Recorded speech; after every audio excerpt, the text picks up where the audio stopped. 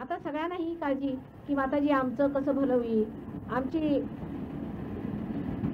आर्थिक परिस्थिती कशी सुधारेल,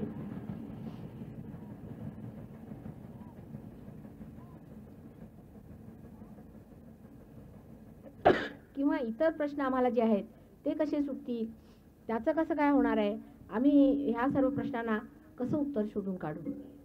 तर ते सांगायचं म्हणजे असं की इथे तुमच्या इथे एक सहयोगाचं सेंटर आहे. जिथे जिथे सहयोगाचं सेंटर आहे तिथे तिथे परमेश्वराचा वास आहे. जर तुम्ही ह्या सेंटरला आला तर ह्या सेंटरमध्येच तुमचे प्रश्न सॉल्व्ह होते. घरी बसून होणार नाही. पुष्कळचे सहयोगी असे असतात की आम्ही आता पार झालो, आता आम्ही घरी बसल्यावरती आमचे सगळे प्रश्न सुटले पाहिजे. प्रश्न सुटवण्याचा दवाखाना हा.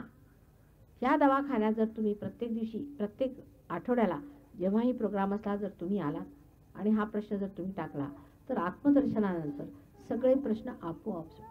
त्याचं एक उदाहरण मी सांगते तुम्हाला. किती सोपं उदाहरण आहे. तुम्हाला आश्चर्य वाटेल पण असं घडतं. अनेकदा असं झालेलं आहे. आणि इतके अशी उदाहरणं आहेत, अनंत उदाहरणं आहेत की त्याला हे नुसतं अनुसंधानच आहे किंवा अंदाजेच बोलतायत किंवा कदाचित झालं असेल म्हणून झालं असेल अशा रीतीच्या कल्पनाच करू शकत नाही. तर आम्ही लंडनला असताना एक मुलगा अल्जिरियाचा मुसलमान होता.